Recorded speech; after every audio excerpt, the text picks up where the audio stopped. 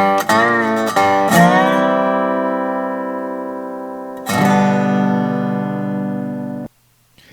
and welcome to today's Coffee with Craig, where we talk about all things firearms, firearms policy, politics, culture, media, you name it. We're talking about it right here on Coffee with Craig. So please take a moment, like and share the program so that your friends can join in the conversation.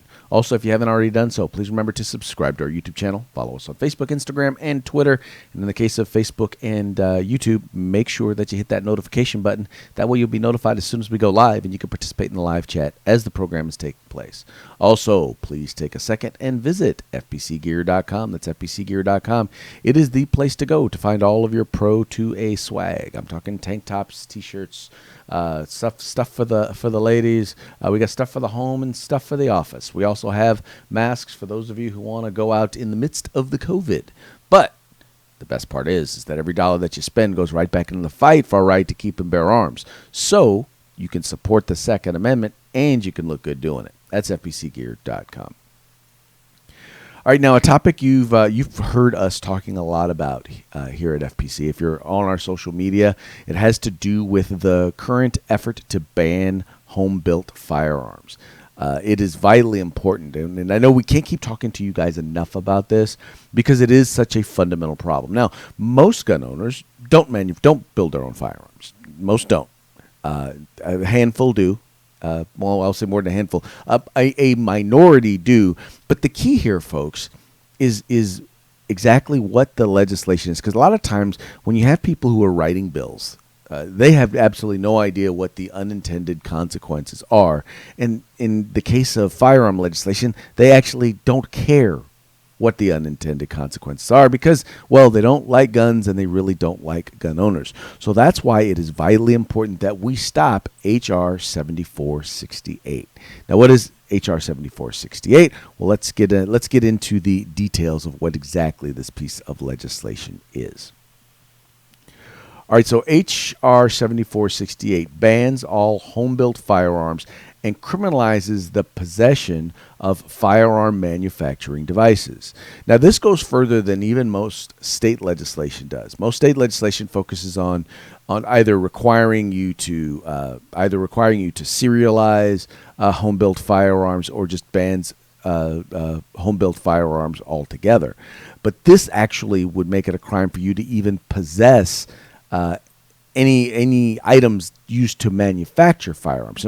Or devices. What does that include? Let's take a look at that. So it's in the definition, it says a device designed or redesigned, that's important, made or remade and intended to be used primarily to make or convert a product into a frame or receiver for a firearm. Now, why that's important is for this reason, because once again, it doesn't matter what the item was originally intended for.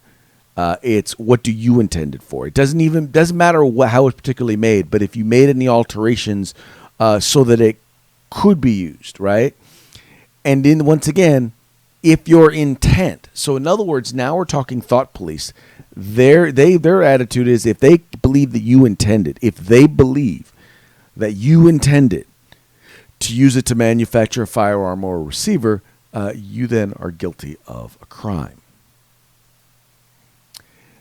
Any combination of parts designed or intended for use in making a device described in subparagraph A and from which such a device may be readily assembled. So it's not just the possession of the item, but not the possession of the device to be able to be used, but the parts that you intend to use to manufacture a firearm. Once again, I don't know how exactly they decide whether or not you intend to use it for that purpose, but once again, they get to interpret this stuff. Folks, I'm telling you, this is vitally dangerous. This is some serious stuff. Because see, in other words, what they're saying here is H.R. 7468 could turn you into a felon for owning just about anything the government claims could be used to manufacture a firearm. Once again, claims, because in this bill, the definitions are very, very vague, right? They leave this largely up to unelected bureaucrats in a department to decide exactly what that means. In this case, we're probably talking about the ATF, right? So what are some of the stuff that they're looking to go after when they talk about stuff like this? We're talking about things like CNC machines, right? We're talking about things like 3D printers. Now, you and I both know that, well, there are lots of uses for CNC machines. There's lots of uses for 3D printers. So how exactly are they supposed to determine that yours is being used to manufacture firearms? Well, that is up to their interpretation. But, folks, this is not all that they're going after. All right? It's important that you guys know and understand this. What else are they going after? Well, there's a blog post that I shared with members of the California legislature where individual actually just took a shovel, right? And he used some very, very basic items, some very, very basic tools. I want you to not so much focus on the shovel, but take a look at all the tools that are being utilized in order to turn this shovel into an AK, right? Take a look at all the tools. Now, by definition, under this bill, every single one of these tools, well, in combination, are used to manufacture a firearm. Thus, possession of any of those tools would make one a felon. Any of those parts. And owning a shovel would make you a felon under the definition under this bill. Or at least, if they decided that's how they wanted to interpret it, that's in fact what they could do. Right? But is this really what they're looking to go after? I don't think so. I don't think this is what they're really after. To be honest, no. They really are after the CNC machine. But that's not really what they're after. Are they really after 3D printers? Well, you know, the ability to print 3D firearms is improving dramatically, exponentially over every year. But is that really what they're after?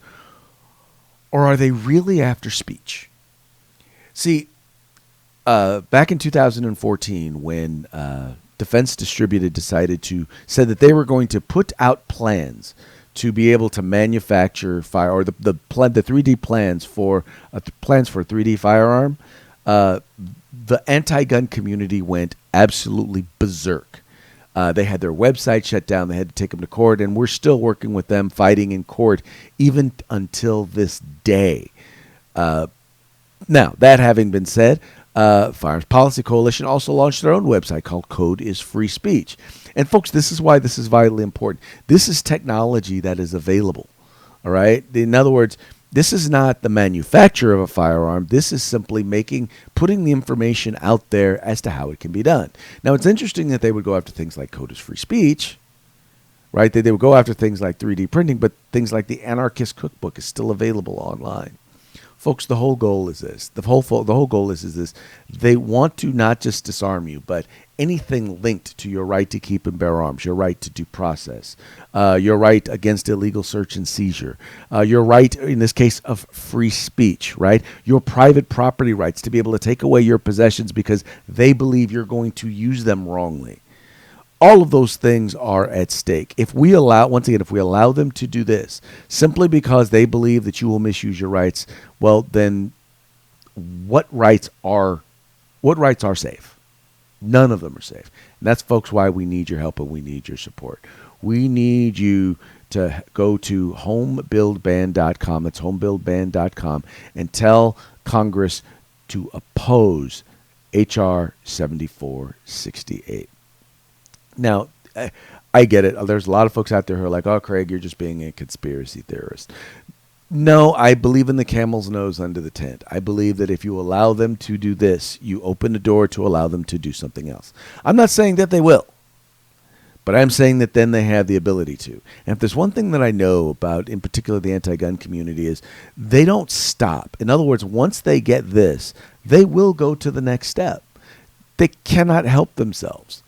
Because if it's not the ones who are in office now, it'll be the ones who come after them who said, oh, yeah, well, I can be more anti-gun than you.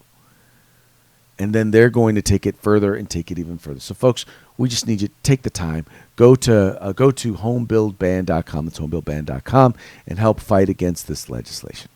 Anyway, folks, that's going to be it for today's Coffee with Craig. We very much appreciate you guys tuning in. We appreciate you liking and sharing the program, telling your friends about the Firearms Policy Coalition. We are the home in the fight for civil rights. Got to use them or you're going to lose them. You guys take care. If you like our videos, follow, subscribe, like, and share.